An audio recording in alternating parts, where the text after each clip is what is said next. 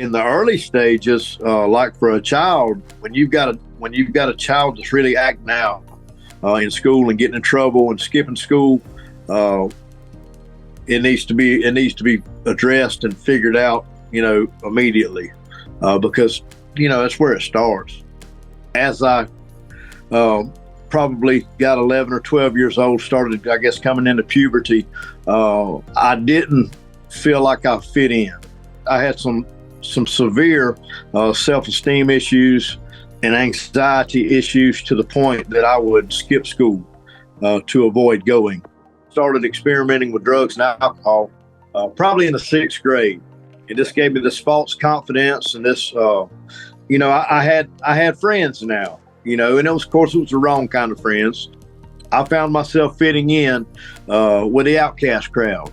And, I began to use drugs and alcohol more and more and more and more until, of course, it became an addiction, because now I feel a sense of security. Now I feel a sense of belonging. Now I feel a sense of manliness, because I've got that liquid courage and that false sense of security through the addiction. And so as I went on through high school, I think I got my first felony when I was 14 years old. At that point, my mother tried to get me some help.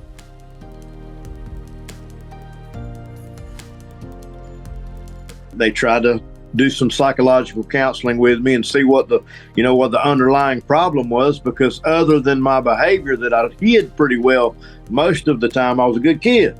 But good kids make bad decisions, and the longer you stay into making bad decisions, the more I justified, that I was not a bad person, that I wasn't hurting anybody with the things that I did. And so by the time I was 23 years old, I got involved in a drug deal that went bad, and I took a friend of mine's life over a little bit of money and a little bit of dope. And so when I was 23, they charged me with malice murder and felony murder. I ended up doing 10 years in prison. Deserved every day of it, and but God made it easy for me. Nothing bad happened to me. I made it through it. Was blessed all along the way. It's selfish of me to say that, being as that another man lost his life, and I still had my life and my health. So it sounds selfish to say that, but we're not meant to hurt each other. We're not meant to take someone else's life. We're not meant to be mean and evil towards other people. We weren't made for that. And that's why it's a sin. That's why God said in the Bible, in the 10 Commandments, that you should not do that. And because it hurts your spirit.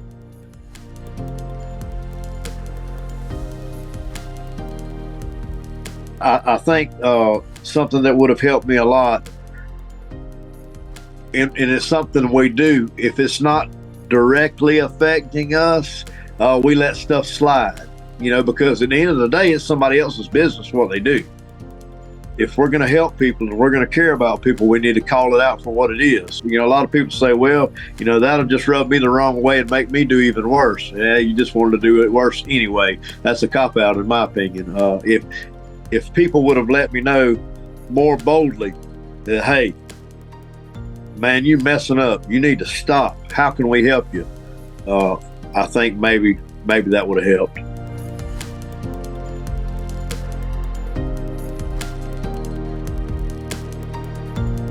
For me, the best approach is to just be really blunt. Say, hey, look, I know you're struggling.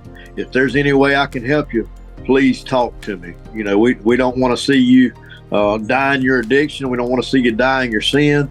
We don't want to see you have a miserable life.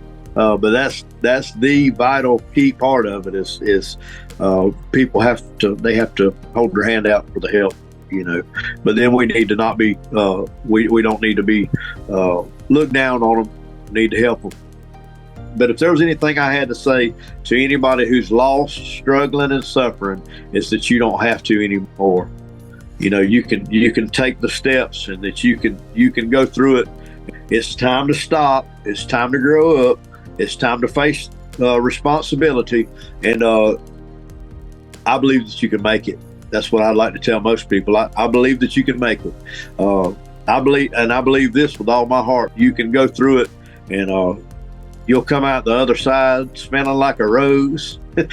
You won't look like, you won't smell like, and you won't be like any of the things that you used to be. You are not bound by your past, and your best days are not behind you. They are ahead of you. That's what I would like to tell people.